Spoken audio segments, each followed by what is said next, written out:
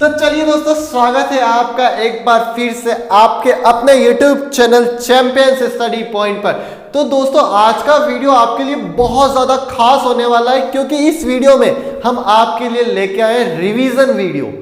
आपको जितनी भी इलेक्ट्रिसिटी में प्रॉब्लम भी, वो सारी प्रॉब्लम का सॉल्यूशन सिर्फ और सिर्फ एक वीडियो में वो स्टार्ट होता है आज के वीडियो में। तो देखिए, हम बात कर रहे हैं आपके सामने इलेक्ट्रिसिटी पार्ट 6 रिवीजन वीडियो हम लेके आए हैं। तो जल्दी से शुरुआत करते हैं आज के वीडियो की। इलेक्ट्रिसिटी में हमने बात करी थी आपके सामने सबसे स्टार्टिंग में इलेक्ट्रिसिटी की डेफिनेशन के साथ। कहां पे बात करी थी हमने? इलेक्ट्रिसिटी की डेफिनेशन के साथ बात करी थी, जहां पर हमने बोल दिया था it is the form of energy that can be utilised for many purposes such as domestic purpose, industrial purpose, transportation purpose etcetera. उसके बाद थोड़ी सी नेक्स्ट स्टेप पे हमने डिफाइन करा था चार्ज को। Charge is a physical quantity of matter that experience a force when placed in A electromagnetic field. किसी भी इलेक्ट्रोमैग्नेटिक फील्ड में अगर हम चार्ज को प्लेस करेंगे तो वो फोर्स को एक्सपीरियंस करती है। ये क्वांटिटी, ये जो एक्सपीरियंस, ये क्वांटिटी, इसको हम बोलते हैं charge. There is two type of charge. The first one is the positive charge and the second one is the negative charge. Charge की यूनिट को डिफाइन करा था, क्या थी चार्ज की यूनिट हमारे सामने? कूलाम। चार्ज की यूनिट क्या थी हमारे सामने? कूलाम। उसके बाद हमने 1 कूलाम को डिफाइन किया था। कोई हेल्प कर सकता है मेरी 1 कूलाम की डेफिनेशन बताने में? क्या करा था? अगर आपको आइडिया हो तो उसकी definition according to 1 coulomb definition, if 2 equal amount of charge are placed between 1 meter distance, 2 equal amount of charges are placed between at 1 meter distance and they experience a force of 9 into 10 to the power 9 Newton, that quantity of charge is said to be 1 coulomb. The quantity of charge is said to be 1 coulomb if 2 equal amount of charge placed at 1 meter distance experience a force of 9 into 10 to the power 9 Newton. Yes, right. That quantity of charge is known as the, उस quantity को हम क्या बोलते हैं? 1 coulomb charge बोलते हैं। फिर उसके बाद हमने बात करी थी कंडक्टर और इंसुलेटर के बारे में। कंडक्टर आर दो substances which from which current can flow, that substances are known as the conductor, and the substances through which current cannot flow, that are known as the insulator. फिर उसके बाद हमने start करा था potential difference और electric potential. Electric potential की हमने definition दी थी, the work done in moving a unit positive charge from infinity to a particular fixed point in an electric field, that work done is known as the potential difference. The unit, electric potential, and the unit of electric potential is volt. क्या थी? Volt. मैं बहुत speed से ले जा रहा हूं क्योंकि हमारी रिवीजन वीडियो आपका स्ट्रॉन्ग ब्रेन स्ट्रॉमिंग हो रही है, आपको जल्दी से करना पड़ेगा। तो चलिए, इलेक्ट्रिक पोटेंशियल को हमने डिफाइन किया था, the work done in moving a unit positive charge from infinity to a particular fix point in an electric field, that is known as the electric potential. अब डिफाइन करते हैं हम potential difference को। किसको define करते हैं? Potential difference को। The work done in moving a unit positive charge between 2 fix point in an electric field, that is known as the potential difference or also known as the voltage. The unit of volt क्या होती है? The unit of potential difference is volt. यहाँ पे mathematically हमने एक formula derive करा था, जहां पे हमने बोल दिया था V is equals to W upon Q. Work done in moving a unit positive charge between 2 fixed point in an electric field, that is known as the potential difference. और उसकी SI यूनिट क्या define करी थी हमने? 1 volt define करी थी, volt define करी थी। अब हमारे सामने डेफिनेशन आई थी 1 वोल्ट की। तो 1 वोल्ट की डेफिनेशन क्या दी थी हमने बोला था कि W is equal to 1 joule हो जाए, Q is equal to 1 coulomb हो जाए, तो V इज इक्वल टू क्या हो जाता है? 1 वोल्ट हो जाता है। तो यहीं से डेफिनेशन क्रिएट करी थी कि the potential difference is said to be 1 volt if 1 joule of work is done in moving 1 coulomb charge between 2 fix point of electric conductor of circuit. अगर किसी 2 फिक्स पॉइंट के बीच में 1 कूलाम चार्ज को move करने में 1 joule of work done हुआ, तो potential difference का अमाउंट कितना होगा? 1 volt. The potential difference is said to be 1 volt if 1 joule of work is done in moving a 1 coulomb charge between 2 fix point. Got it? इतनी बात समझ गए? उसके बाद हमने बात करी थी the device which measure the potential difference is known as the voltmeter and it is always connected in बोलिए सीरीज और parallel, parallel, it is always connected in parallel due to its lower less resistance, due to its lower high resistance. So the device which measure the potential difference is the voltmeter and it is always connected in parallel due to its high resistance. Got it? उसके बाद हमने बात करी थी electric current की simplest definition दी थी, the rate of flow of electric charge through a particular cross section area of electric conductor. The rate of flow of electric charge through a particular cross section area of conductor, that is known as the electric current. Electric current की unit क्या होती है हमारे पास, ampere होती है, जहां पर हमने इसका फॉर्मूला डिराइव किया था I is equals to Q upon T, amount of charge upon per unit time, amount of charge per unit time और rate of flow of charge. Rate of flow of charge is known as the electric current. इसकी unit हमने क्या define करी थी, ampere. ऐसा unit क्या थी इसकी, एम्पियर को डिफाइन करा था.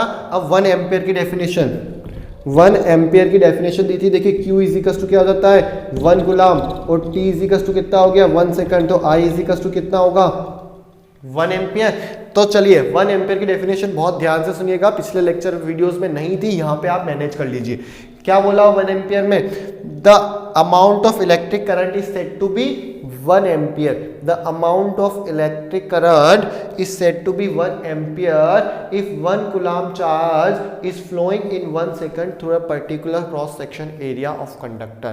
किसी भी particular cross section area से अगर 1 सेकंड में 1 coulomb चार्ज पास हो रहा है तो इलेक्ट्रिक करंट का अमाउंट कितना होगा 1 ampere. The amount of electric current is said to be 1 ampere if 1 coulomb of charge is flowing in 1 second through a particular cross section area of the conductor. That is known as the 1 ampere current. The device which measure the electric current, that is known as the ammeter.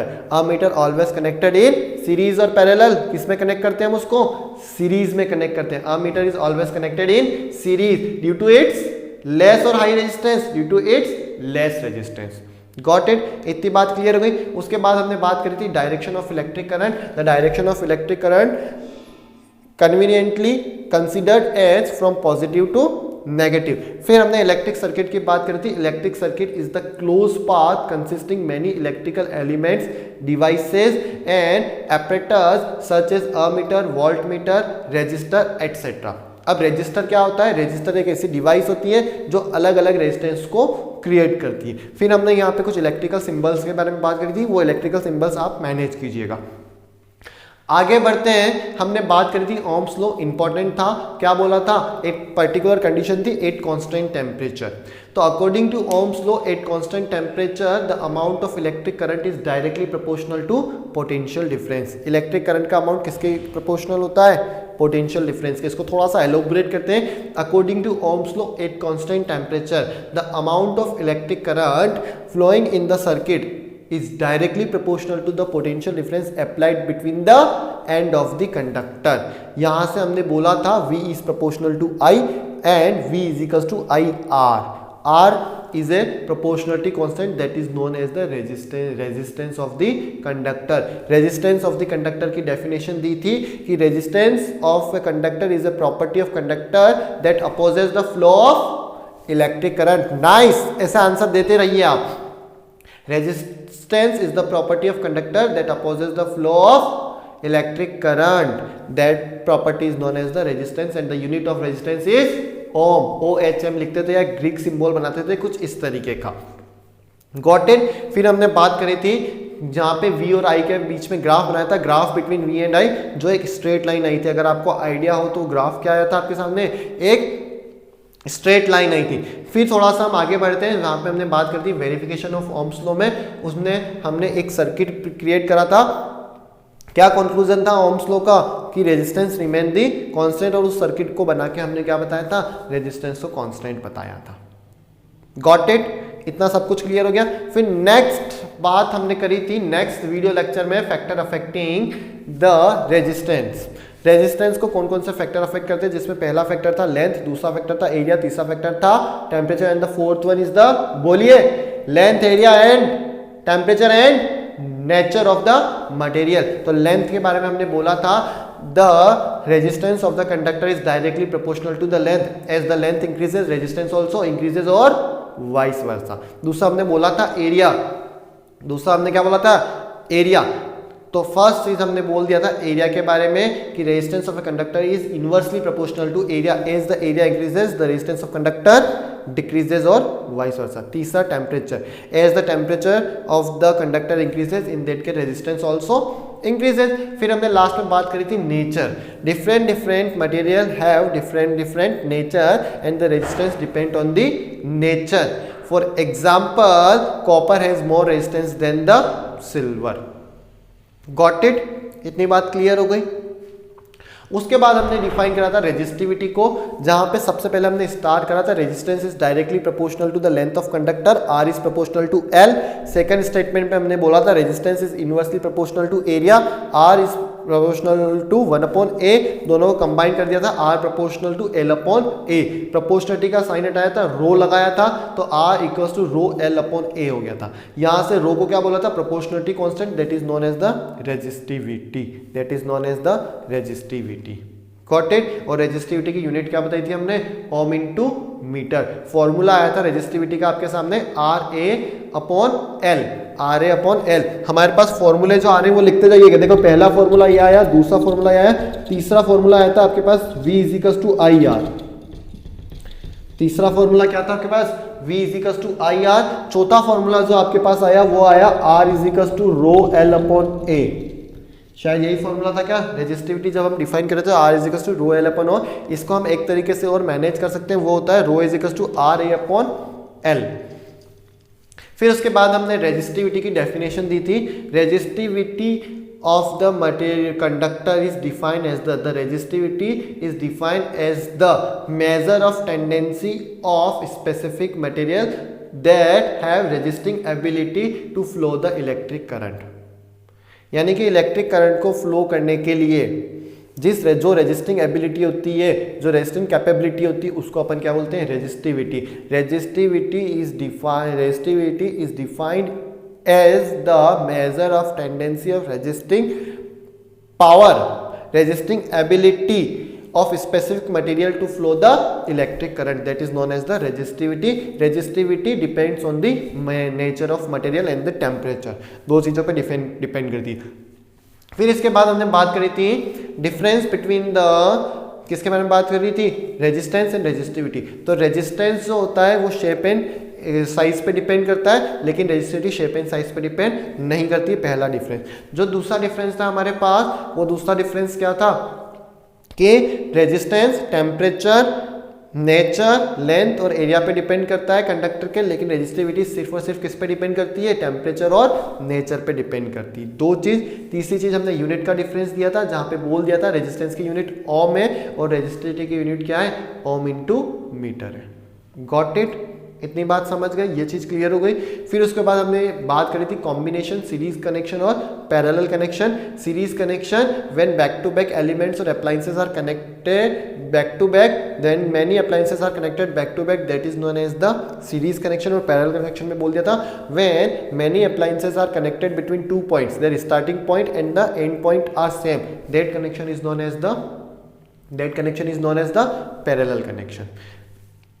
Series connection में आपने एक बहुत काम की चीज बोली थी कि करंट का अमाउंट सेम रहता है, पोटेंशियल डिफरेंस सेम रहता है। उससे हमने एक डेरिवेशन बनाया था जिसमें बोला था आर इक्विवेलेंट या R resultant equals to R1 + R2 + R3। क्या स्टेटमेंट था, when 2 or more resistances are connected in series, then the resultant resistance is equal to the sum of individual resistances connected in the series। और parallel में हमने बात करी थी जहाँ पे वोल्टेज सेम रहता है लेकिन करंट का अमाउंट क्या रहता है, अलग अलग रहता है। डेरिवेशन डिराइव किया था और डेरिवेशन डिराइव करने के बाद हम फाइनल कंक्लूजन पे पहुंचे थे कि 1/R = 1/R1 + 1/R2 + 1/R3। Statement क्या था, स्टेटमेंट था हमारे पास वो था according if 2 or more resistor are connected in parallel, in that case the reciprocal of the resultant resistance is equal to the sum of reciprocal of individual resistances connected in parallel। Got it? और last चीज जो मैं आपको बताने जा रहा हूं वो ये थी कि जब भी हमें रेजिस्टेंस का अमाउंट बढ़ाना होता है तो हम उसको हमेशा रेजिस्टर को सीरीज में कनेक्ट करते हैं, और रेजिस्टेंस का रिजल्टेंट रेजिस्टेंस का अमाउंट कम करना होता है तो हम उसको किस में कनेक्ट करते हैं, पैरेलल में कनेक्ट करते हैं। तो चलिए, ये हुआ आपके लिए रिवीजन वीडियो, बहुत खास होगा उम्मीद करता हूं। तो अगर आपको ये वीडियो पसंद आया हो तो आप कमेंट करना बिल्कुल मत भूलिए, क्योंकि अगली बार अगर मैं रिवीजन वीडियो लाऊंगा तो वो सिर्फ और सिर्फ आप ही कमेंट बेसिस पे लेके आऊंगा। अगर आपको पसंद आया हो तो एक बार कमेंट जरूर कीजिए, और जो नेक्स्ट वीडियो आने वाला है उसका शायद आपको बहुत इंतजार होगा। मेरी गारंटी, आपको एक एक न्यूमेरिकल बहुत अच्छे से समझ में आ जाएगा। बस आप फॉर्मूलाज याद रखिएगा, लर्न करके आइए। तो चलिए, इंतजार कीजिए नेक्स्ट वीडियो का, क्योंकि आपके सामने नेक्स्ट वीडियो में बहुत जल्दी आने वाले हैं न्यूमेरिकल्स, जो बहुत ज्यादा स्कोरिंग होते हैं, बहुत ज्यादा इजी होते हैं, बहुत ज्यादा कंसेप्चुअल होते हैं। तो चलिए, आपका भी और न्यूमेरिकल्स का भी, दोनों का मुझे बहुत ज्यादा इंतजार रहेगा अगले वीडियो में। धन्यवाद, शुभ रात्रि, गुड नाइट।